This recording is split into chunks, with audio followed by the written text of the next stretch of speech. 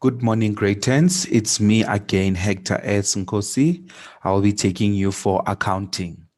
Okay, boys and girls, for those who have just joined us today, please feel free to email me at nkosihector28@gmail.com.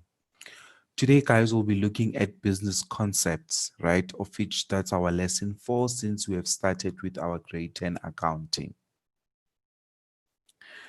So far, boys and girls, I just want to recap with you on what we have dealt with in the previous weeks, in the previous days. Remember, we looked at indigenous bookkeeping and we explained what is indigenous bookkeeping. We then did ethics. After doing ethics, in the last 10 minutes yesterday, we started with business concepts. So today, I want us to continue with our business concepts as it is a broader topic for our grade 10 syllabus. So now please allow me to go to my next document. So if you look here, yesterday we did this and I gave you a homework for this where it says match column A with column B and use the correct answers in the space provided actually. So now, boys and girls, I explained all of this to you yesterday. I created a bookkeeper, a partnership, a profit, a hairdresser, a trader, a debtor, manufacturer, staff, and sole trader. All the answers are actually here. The people who are involved in the business, we spoke about the owner, we spoke about the bank, the customers, we spoke about the accountant or bookkeeper, we spoke about the creditors, we also spoke about debtors. We also spoke about staff or workers. Remember, boys and girls, if you've got any questions, you can always put it on the chat box and I can reply you as soon as possible while we are still live. Right. Then now I need to explain these things, right? Today, I want us to look at the documents are used in a business, right? In a business, when a transaction takes place, it is recorded on a document, right? The type of the transaction determine the type of the document that will be used. So basically, we know that if you were to go to a supermarket to buy a loaf of bread and a milk, right, you are going to get a slip, right, or a receipt, right? That's the type of the document that you're going to get, right? But now, let's say you go to a hardware store where you want to buy some material for building and stuff, and you don't have cash at the moment. However, you're buying those material or those goods on credit, right? They'll issue out an invoice for you because you are still owing them, right? It won't be a cash receipt, but it's going to be an invoice. So in each and every transaction that took place in accounting or in a business, a separate document will be provided. For example, a receipt is the proof that an amount has been paid. We know that when you go and pay via cash, they issue out what? A receipt, basically. Also, deposit slip is used when the money is deposited to the bank. Some of the stores, they prefer you to go deposit the money. Then after you come with your deposit slip, you can come and claim your service or your good, basically. Also, checks, right, is an instruction to a bank to pay money out of our bank account. Nowadays, though, guys, we no longer using checks. We used to use checks back then in the olden days. There are applicable checks also even now, but they are no longer being used as before. Now we are more of EFT because of technology and stuff. But back then, people used to use checks for payments. People used to have checkbooks and stuff like that, right? Also, we need to speak about the petty cash voucher. A petty cash voucher, we know a petty cash is the small amount of money that stays in the business to pay for our small things, basically. Let's say now we in this business of ours, we're expecting two clients maybe from overseas, right? And those clients now, we want to buy them refreshments, right? Like your sandwiches, your soft drinks, and whatever. We're going to take what the business is going to issue out, what a petty cash voucher to go pay for those small refreshments for our visitors. So a petty cash voucher is used when small amounts of money are paid out of the cash out of the petty cash box, basically.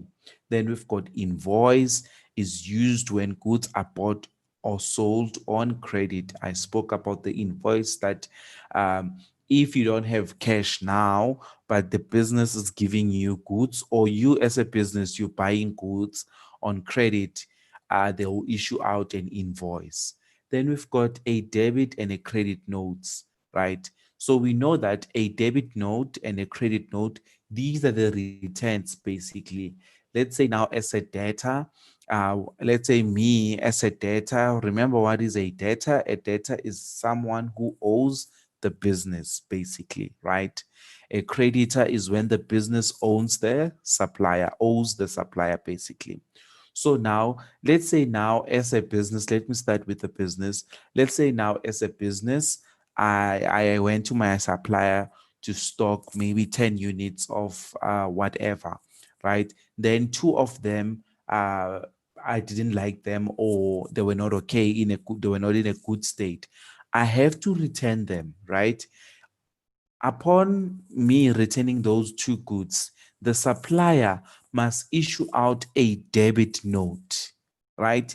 So a creditor must issue out a debit note, basically, right? My supplier that, okay, you have returned these goods, therefore I'm going to issue a debit note. Then to a debtor, you always issue a credit note. So it's always a vice versa. A debtor, when he or she returns those goods, the store must issue a credit note. Then a business, when they are returning the goods back to the supplier must issue out a debit note. So creditor has to do with debit note. Then a debtor has to do with credit note. Basically, it's always vice versa. So don't say a debtor has to do with debit note. No, you're wrong. A debtor has to do with credit note. A creditor has to do with debit note, basically. Right. I hope it makes sense now. Then now, if you look here, um, receiving money. So basically, when we are receiving money, a receipt will be used for this situation, right? Because now, your receipt, it looks like this. I know you've dealt with your source documents in grade 9 and grade 8 EMS, right? So your EMS, it comes in now. So basically, you must know the purpose of a receipt, that, oh, okay, now the receipt looks like this, must have a number, a date. You have dealt with these guys a lot in grade 9 and grade 8. I'm just recapping them because you have to know them, right? Then you must have the money in terms of sum, and also you must have money in terms of numericals, right? Then you must have your signature afterwards with thanks here, right? Then now, we also know, in case where the money is received as a result of a sale, add a till slip. Cash register slip will be used. You know by now, guys, the what you call the example of a slip, of how does it look like. I can see other people are joining now. I can see Nkatlo, welcome. So basically now your slip looks like this. You know, when you go buy at a supermarket, your slip will always look like this, basically. Then now, paying money. So now here it's when we are paying money. When a business makes a payment, a check will be used. The check has two parts. So you've got the whole check and the check counterfoil, right? The main part of the check, which will be handed to the person being paid, and the check counterfoil, this is the section that will remain in the checkbook. So basically, this is your check counterfoil, and this will be your check. This will, you'll tear it off and give it to the person you are paying. This will be your source document. No wonder a source document for paying with a check. We say a source document, it's check counterfoil. You don't say check only. Once you say check, you are wrong. So you always need to say check counterfoil is the source document, basically, because this is what the source, this is what is living with you or remaining with you, basically, after you've just paid with your check. Because this goes and you give this to the payee. This stays with you, and it does say that, okay, you have issued out this check on this date by this amount for what, right? You have dealt with your source documents a lot in grade 9 and 8. We are just recapping here. So when we want to deposit money, also your deposit slip, you need to know how does it look like. You must always differentiate between notes and coins. You must have your date. You must have your credit. You must have your address there. You must have your account number, paid by who. You must have the name of the drawer, if there is any drawer, and you must have the total. You need to know how does a deposit slip works like. So basically, this is activity 2. They want us to complete the documents using the information provided. Okay, we're not going to do this one, guys. This is grade 9 stuff and grade 8 stuff, right? We are not going to do these ones. You know how to fill in by this time. Okay, I want us, before we move to the next section, I want us, we're still under business concepts, but I want us to look at this, guys. So I want us to look at the formal business now.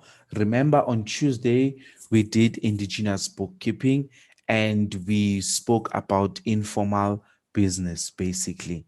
So now you must know the roles of the formal business. I'm sure you remember a mind map like this. Basically, we spoke about informal, that it's what the things that you need, the types of businesses, documents used, people involved in informal businesses and stuff. Now, for a formal business, you must, it can be differentiated into 4 things, right? However, in grade 10, we're only going to look at sole trader, right? In grade 10, we're going to look at a sole trader business, right? In grade 11, you'll be doing partnerships. In grade 12, you'll be doing companies. Close corporations are no longer examinable. Therefore, at a school level, they are no longer part of our syllabus, right? So the whole of this year, you'll be learning about a sole trader. How does a sole trader um, uh, uh, record its books, right? In grade 11 accounting, you'll be dealing with partnership. He will teach you how does a partnership operates, how do they do their books. In grade 12, we'll be doing companies. We'll also show you once you reach in grade 12 that how does the companies record their books and stuff like that. So remember, in grade 10, your main issue is the sole trader. Remember, sole trader, it's someone who owns the business and he's solely the man soul. The word soul means solo, comes from the word solo, means one person, right? So it's just a businessman here who's operating his or her business, right? Then the types of business, it can be a service business, it can be a trading business, or it can be a manufacturing business.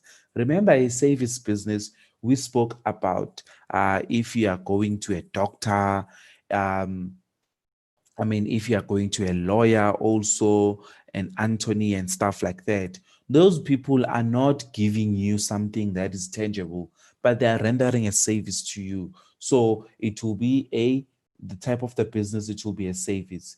Then if you go to a supermarket, you go buy milk, bread, or whatever. that thing will be regarded as a trading business because they are trading, they are giving you something tangible in return, basically. Then you also have your manufacturing business where you start something from a raw material, making it a final product. Then you need to know people who are involved in a business. We spoke about the owner, the bank, the customer, the accountant or bookkeepers, the creators, debtors, and the staff members, obviously. Then we spoke about the documents used in a business. These are your source documents. Basically, I explained them step by step. As I said, guys, to you, this is just a summary of this, what we have been covering from yesterday till now, right? So your receipt, your check, your till slips, your deposit slips, and your invoice, basically. So you're going to issue all of these for different reasons. We spoke about receipt, we spoke about till slip, we spoke about check, deposit slip, and invoice. So you need to know that I need to issue invoice when it's like this.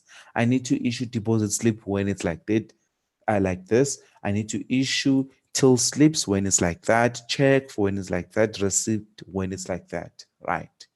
Now I want us to move to our next section. So with our next section, boys and girls, now we'll be looking at accounting concepts. We looked at business concepts, but today I want us to look at the accounting concepts. We're not going to finish them today. We're just going to do half of it. Then on Monday, we're going to finish everything. So accounting concepts, you need to know them in a perspective of a sole trader, because in grade 10, we'll be dealing with a sole trader throughout, basically. So you need to know that the owner's equity of the sole trader, it's only capital contribution and drawings, basically. That's how you're going to get the owner's equity, or that's how the owner's equity of the sole trader are being constituted with these two things. So what is capital contribution? The amount of money that the owner deposits in the bank account of the business to start the business. From the business point of view, the business owes the owner this money. As he will get it at the as he would get it back one day when the business closes. Then you also have drawings, the money and goods the owner takes for himself for the business. So goods, drawings, we know that it's when you're withdrawing, or money and goods. Like, let's say I've got a business and I'm selling lollipops, and maybe my kids, they arrive, they were like, Daddy, look, I need lollipops, and I just give them without selling at them. So I'll be withdrawing from the business. So those are the withdrawings, are the drawings. So it's when you're taking money or goods for your personal use, basically, without any gain of a profit. Therefore, now, capital contribution, we know that it's the money to start a business with, basically, right? So it's an investment, basically, your capital. Then we know that your owner's equity share in the business is the owner's worth. The owner's equity has capital, drawings, profit or loss, the difference between income and expense. Income increase owner's equity, and expense decrease your owner's equity. You should know by that. Remember in grade 9, when you were doing your accounting equation, you would know that your income increases your owner's equity, your expense decreases your owner's equity. No wonder your profit or loss also goes through your owner's equity. Right. Okay. Then now, the cash in the business, you need to know the difference between receipts and payments, right? All money received by the business and deposited in the bank's in the business bank account. Example, rent income, capital contribution, cash sales, right? And also payments, all money paid out by the business, amounts drawn by the check from the business bank's account, your telephone, your salaries, your furniture, your vehicles, anything that you need to pay for, it's the payment. Any money that you received, it's your receipts, basically. Then the importance between income and expenditures or expenses. So we call it expenditures or expenses. So either way, it will be up to you which one you want to call it with. So your income is the value received or receivable still to be received for the financial year. So that's your income, right? And expenditure or expense is the value paid or payable still to be paid for the financial year. So this is very important, boys and girls. The word that says still to be received, still to be paid, right? I want to explain these things to you. Just a second. Just want to highlight here. Okay, cool, boys and girls. So now when it says it is received or receivable, it is paid or payable. So basically here for your income, let's say now you are leasing out one of your cottages at home, right? And you are expecting your tenants to pay you, right? Now, let's say now they you are expecting their income to come, but they haven't paid you yet, right? Still, that money will be regarded as an income. Income doesn't have to be a now cash.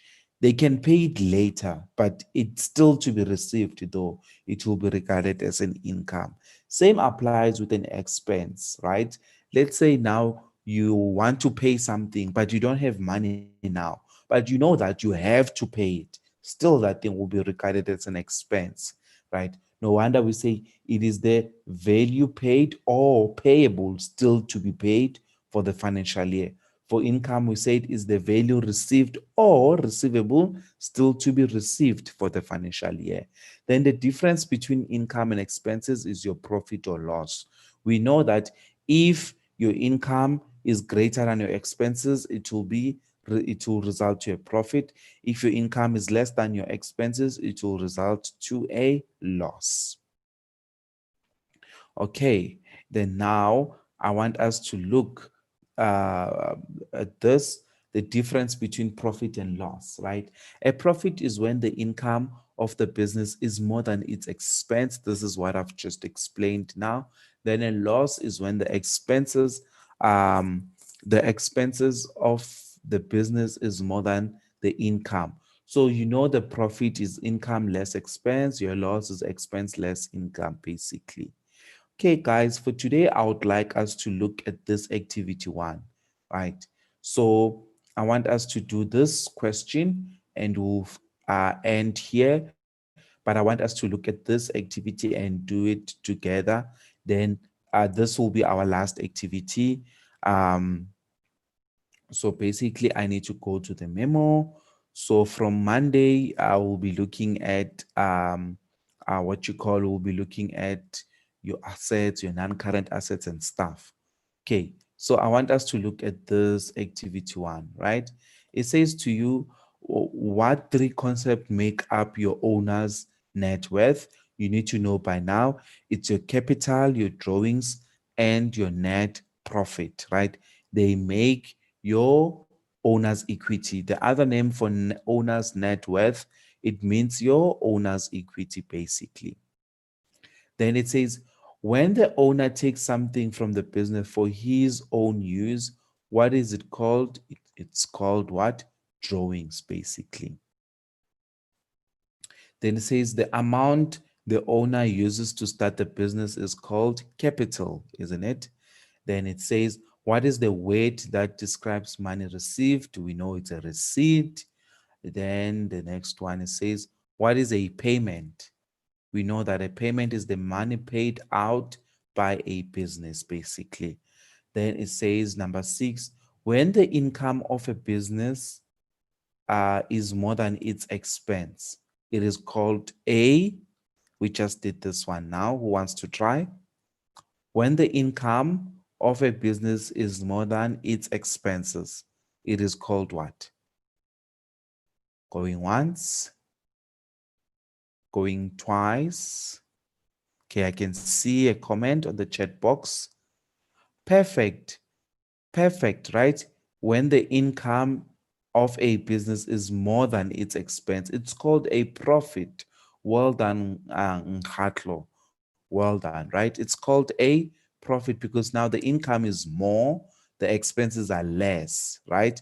Therefore, it's a profit. But if the income was less, the expenses were more, therefore, it was going to be a loss. But now it's a profit, right? Well done, Khatlo. Then it says, what is a loss? What is a loss, guys? Going once, going twice,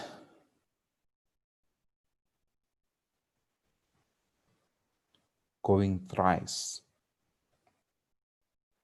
Okay, can see we know, guys, a loss, guys, it's basically when your income it's less than your expenses, right? Or you can say when expenses of a business are more than its income, basically, right? That's perfect. Then an amount that has been paid or still to be paid in a financial year, it's called what? An expenditure, basically, right? Okay, boys and girls. From Monday, we'll be looking at these your assets, types of assets. We'll be looking at your liabilities, all of these things. I know you have dealt with these in grade 9, but I'm building everything, guys, so that you don't have a problem when I'm starting to assess you. Okay, guys, thank you so much for your cooperation. Thanks for tuning in. From my side, that's it. Have a lovely weekend and a lovely afternoon. Take care. Goodbye.